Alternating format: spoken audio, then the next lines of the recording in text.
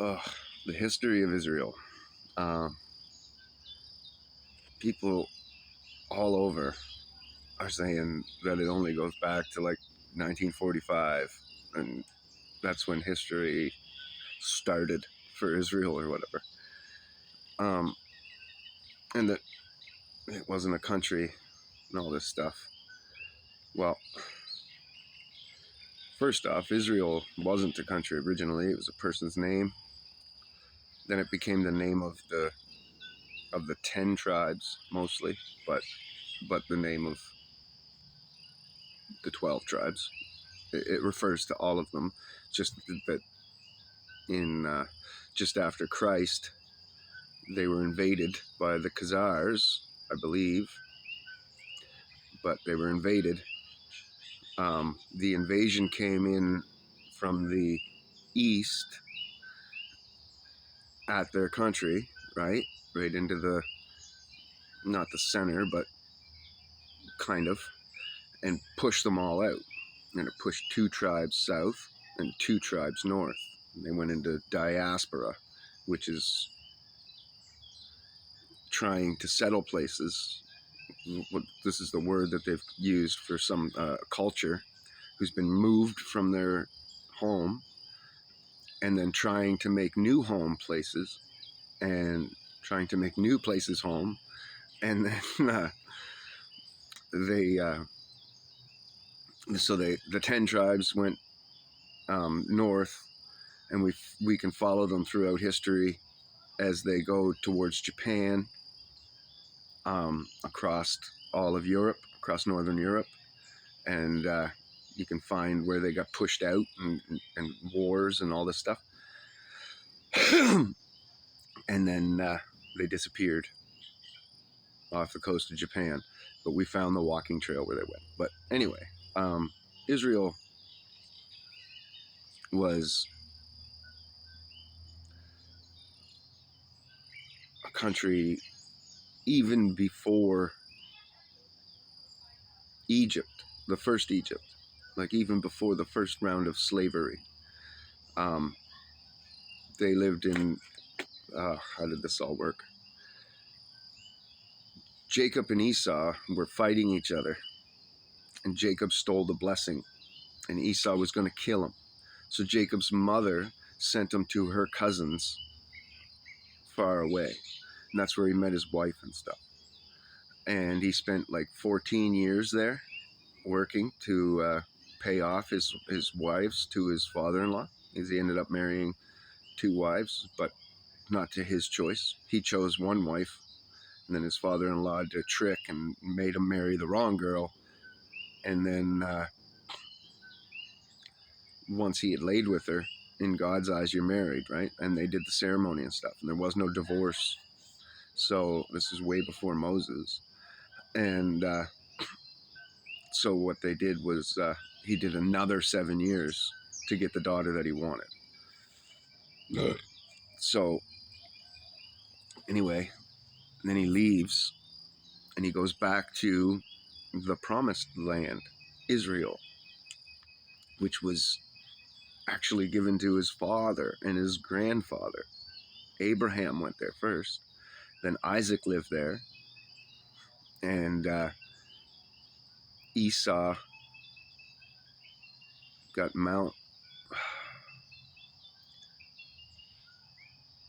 I don't want to say the wrong name of the mountain, but Esau got this certain part of Israel, and it became called something else. It wasn't called Israel. It was not Palestine either. I don't know. I can't remember.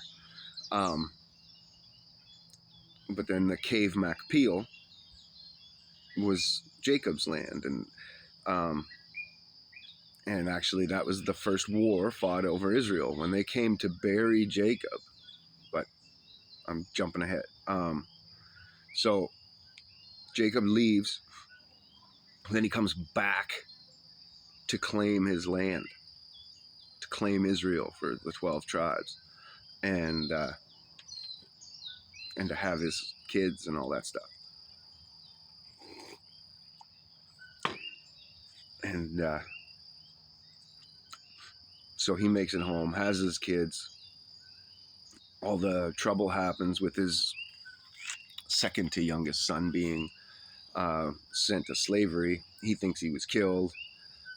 He has another son with his, and that was the only two sons that he had with Rachel, who was the chosen wife, like the one that he actually wanted. He ended up with 4 wives because Rachel and her sister were, because Rachel she couldn't conceive for all this time. And rather than praying to God, she gave Jacob her handmaid, let him marry her and have kids with her, and then those kids were her kids. And then the handmaid started to treat her like, no, I don't think that was her. I think that was someone else. Anyway, and then so the sister gives him her handmaid, and she does it. She was so godly. It was amazing. Rachel was the wife that Jacob was most in love with, prettiest and all that stuff, but not the wife who was most in love with God. Her sister was more in love with God, and her sister was actually chosen for Esau, and so getting Jacob was the answer to a prayer for her too. She was always praying. Anyway, so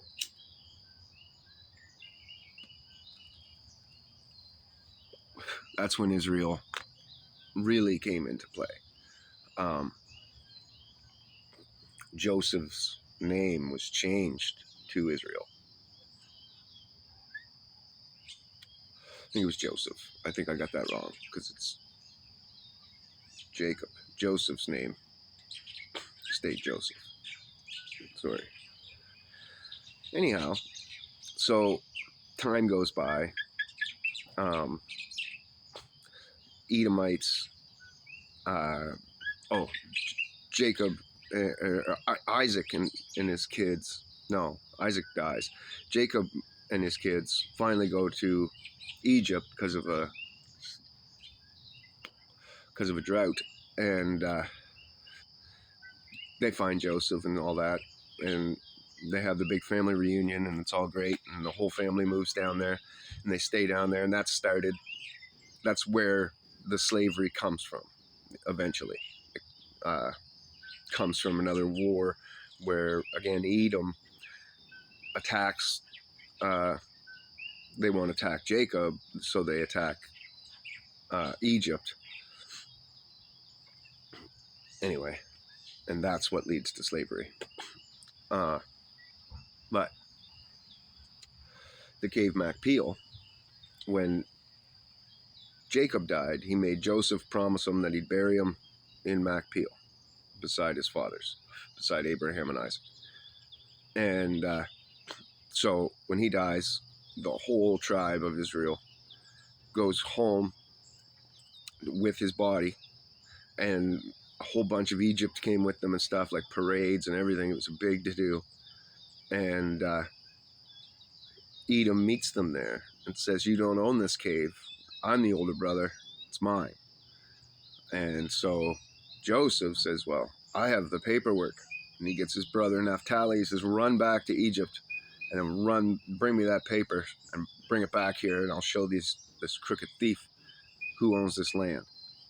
And so Esau sees him go and picks a fight immediately, because he doesn't want it to see those papers, so he wants to win the battle before then.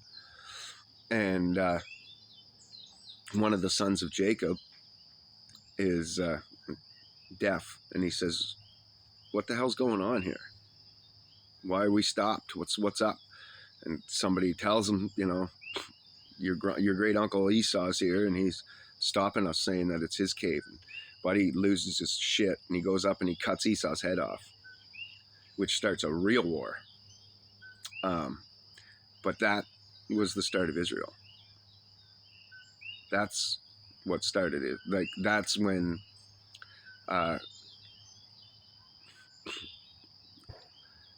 they really came back and reclaimed it again.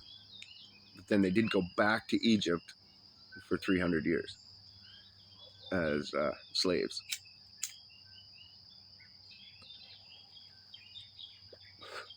So when they were in Egypt, the Edomites attack, and the Egyptians say, "Don't you guys even worry, Hebrews."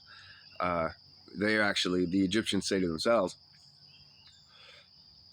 these Edomites are the cousins of those Hebrews, and so if we go to war with them, with the Hebrews beside us, who's to say those Hebrews aren't going to turn and start fighting with their cousins? So don't worry, Hebrews, we'll handle this ourselves. You guys just be ready if we need you, kind of thing. And the Egyptians get their fucking asses handed to them. And rightfully so. Esau's curse is, or his blessing, sorry, was like when Joseph, I keep screwing that up, when Jacob stole the blessing, he gets the blessing that the dew of the earth will yield to you. Wherever you are, the earth will prosper and whatever, and yield. And then Esau's blessing is that you'll dwell in the dew of the earth, and that you'll live there by the sword, right? And Abraham and Isaac, Jacob and Esau, that's all the same bloodline, right? So that's that same gifted, God-chosen bloodline. So you can't defeat Esau without godly people who are under God. And at the time, that was only Jacob. So anyways, the Egyptians are getting their asses kicked. They call for the Hebrews. And there was only a few of them. There was 100 Hebrews around. They gathered up, and they all come running to the front line. And those 100 defeated all three armies. Sent them all running, chased them down, and was just slaughtering them. And excuse me, the Egyptians seen this,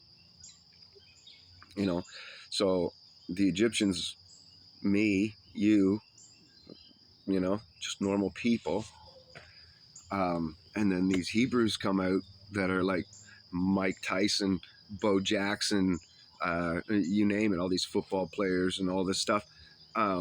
They come out and they start fucking working together and just slaughtering these people. And the Egyptians go and hide. And they're hiding along the roads, they're hiding in the trails. And no Hebrew died, not one of the 100. But they could have. They could have been overwhelmed. They could have been outnumbered. And the Egyptians were hiding. So it pissed them off. And they were already all psyched up from kicking these guys' asses. And now they're pissed off at the Egyptians for being little cowards. And they killed a bunch of Egyptians. A bunch. And so the Egyptians have a meeting and say, what are we going to do about these Hebrews? And this was after Joseph's dead, so it's new leadership. And they're saying, what are we going to do? And then actually, that's the first time that Baal's brought in to the Bible. And he comes, he's only like 14. And he comes and he does some of his magic where he makes little wax sculptures, and then he melts them into a bowl of water, and he sees a war happen in there. And one color represents the Jews, and the other color represents it was the Egyptians in this case. And anyway,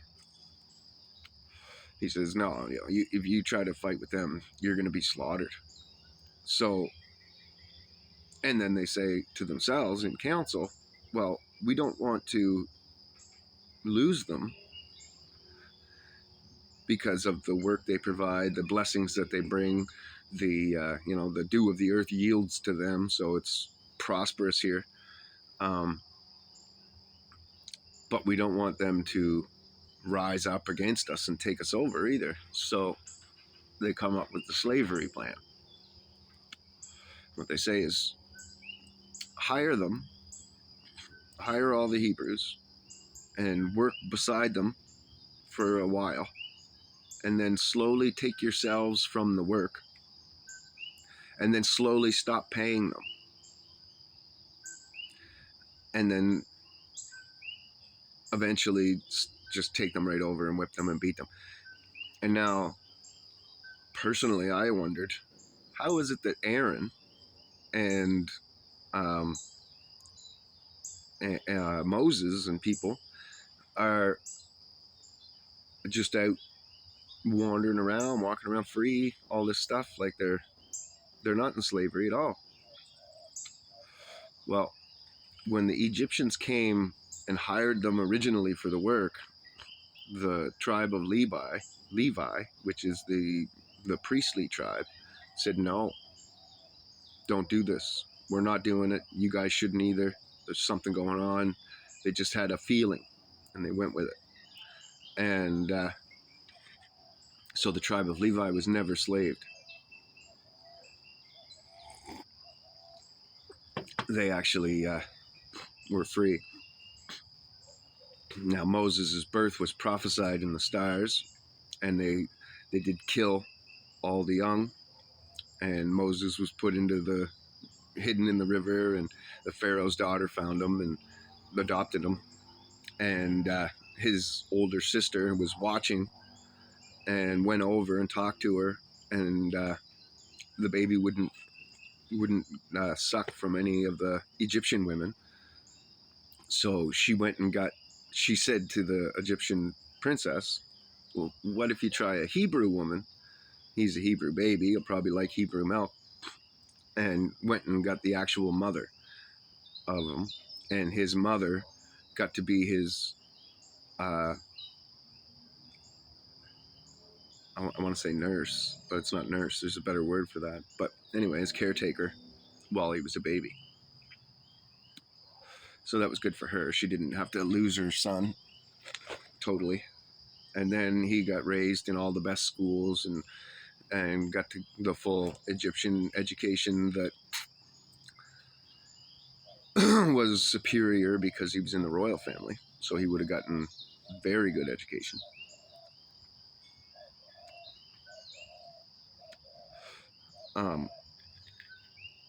And been able to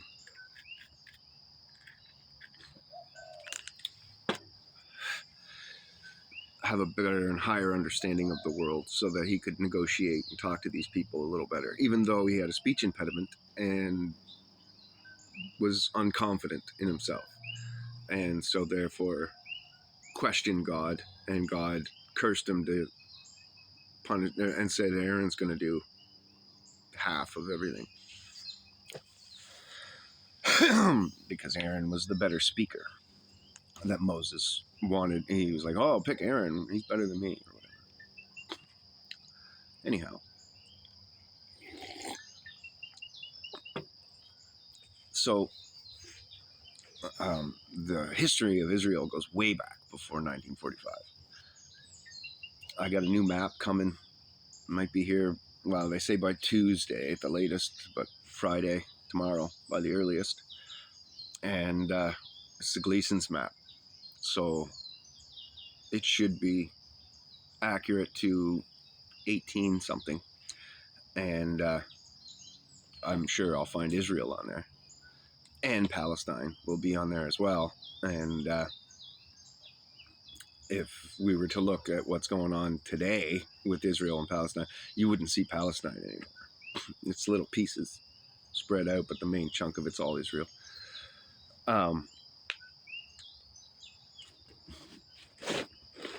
So Anyhow, in 1945 was when the Khazars and Edom, no, let's start before that. In the Maccabee time, Edom was fought, destroyed, and converted to Judaism. And from that day forward, they were no different from Jews. That's right in the writings. That's an exact quote. And so when they became, they became part of the Jewish religion and whatever, and corrupted the religion from within, which led to Jesus flipping tables and greasing them out and calling them, and led to Jesus having to come because they perverted the laws.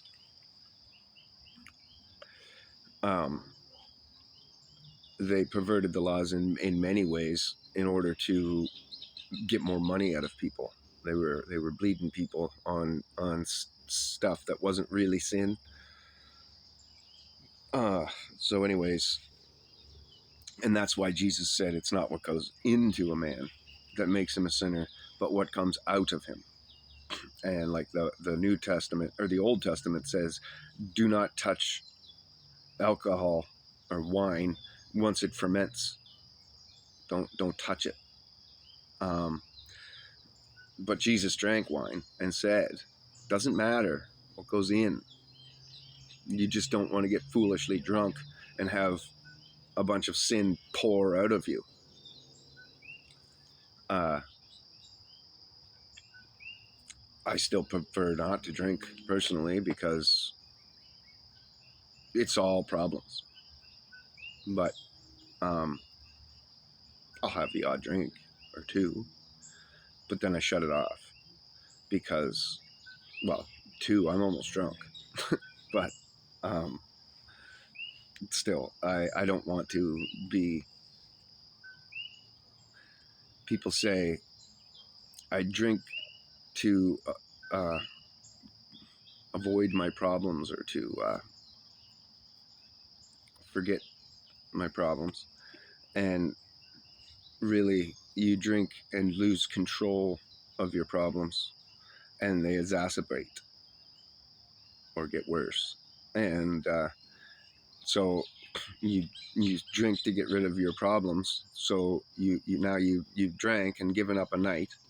The next day you wake up and you're tired and groggy or worse. And so you've given up most of that day. Even if you're not like a hungover person, you're groggy and tired and slow in the brain, and therefore you've lost a good portion of that day. Rather than being at your 100%, you were at 50% or less. And so and you did a whole day's work, but you only got a half a day's work done. And then you might get in a fight with your best friend. You might have cheated on your girlfriend. Your girlfriend might have cheated on you. You pissed away a bunch of money that you didn't really have to piss away. You wake up with all this whole set of new problems, and your old problems are still there. They didn't go anywhere. It's not like you drank and all your problems went away. You just weren't paying any attention to them anymore. So now they could have gotten out of control for all you know, right? Like, let's just use money. Let's say you're like, fuck, I'm so stressed out about money. I'm going to have a couple drinks and forget about it. Well, a couple drinks leads to going to the bar or ordering a pizza and buying the booze itself and the mix and all this other stuff. And now you wake up and you just pissed away a whole bunch of money, and you still needed other money. You were already behind. Now you're more behind.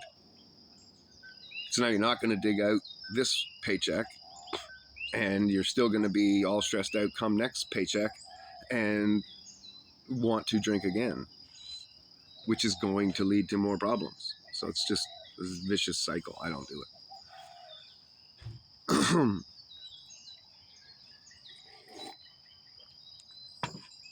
Or you end up in the drunk tank, or you end up with no car if you're a drinking driving kind of person, or a wanting to go party kind of person. Anyway, those are my problems that I have when drinking, is money, and or used to be money, and drinking and driving. I love it. It's so fun. It's the funnest thing you could do. I got really, really good at it for a long time.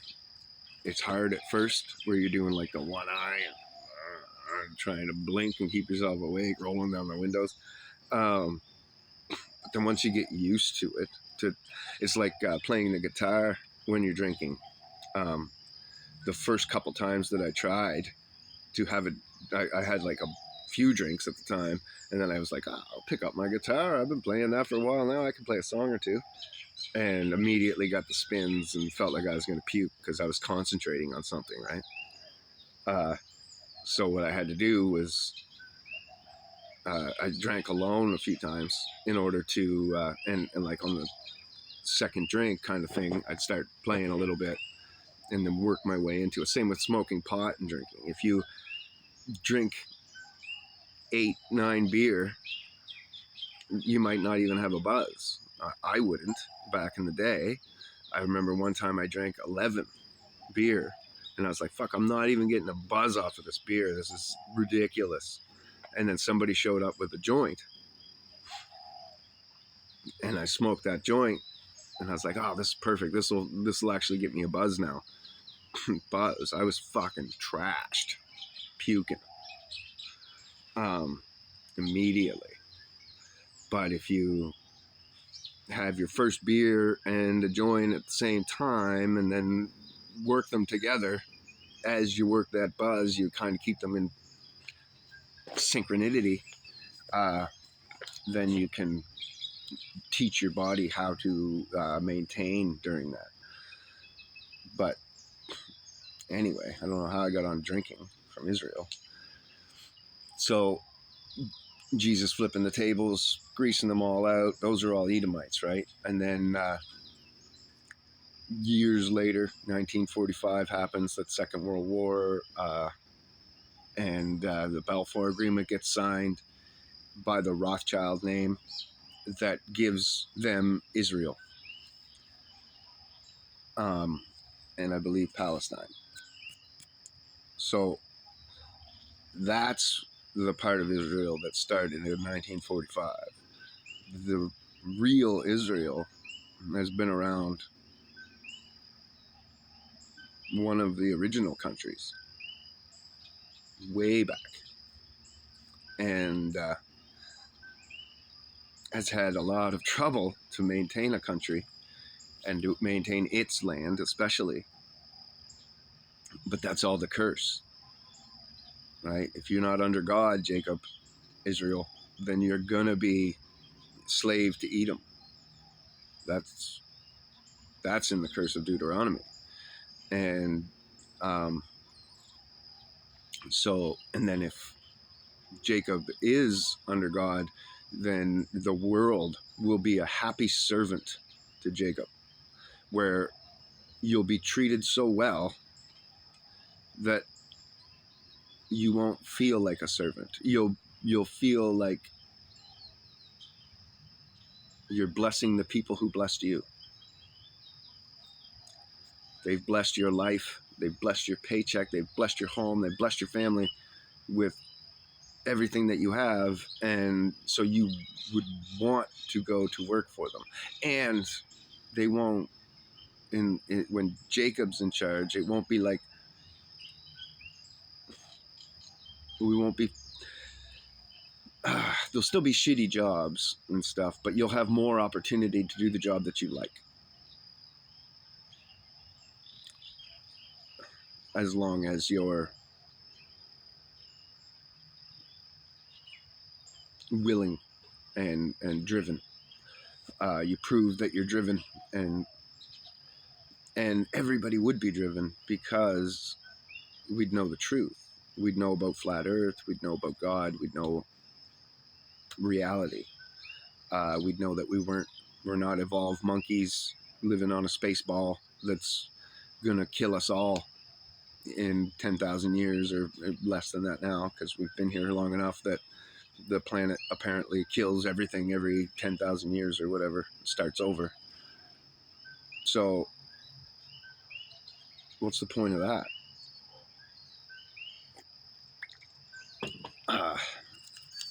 Anyhow, guys and gal, I hope that I made my point. Israel isn't in Israel. Edom is in Israel, and Israel is in America. I seen somebody saying that the last 10 tribes were in Palestine or whatever, and I've seen some African tribes prove their Hebrew lineage and get let back into Israel, and that's been in the last 100 years or whatever, and they're treated like shit there, but they were able to prove who they are. But see, that's just remnants of the tribes who happen to be like, oh no, you guys can all move on or whatever, but I get along with these people, so I'm going to stay here and settle or whatever, right? Most of them that did that, no, I can't say that. But that isn't the 10 tribes. That's like maybe a tribe, maybe, but probably just a part of a few tribes that happened to get scattered during the diaspora. But the bulk of them was never there. The history we're taught's all bullshit. Like 6 million Jews getting cooked. Well, there wasn't 6 million Jews to begin with at that time in that country, and millions of them escaped and are still alive well, not today anymore, but we're still alive up till recently. So where'd they get the numbers? Exactly. Now, not to say that there wasn't Jews being cooked and killed and stuff, but again, it's not the Jews.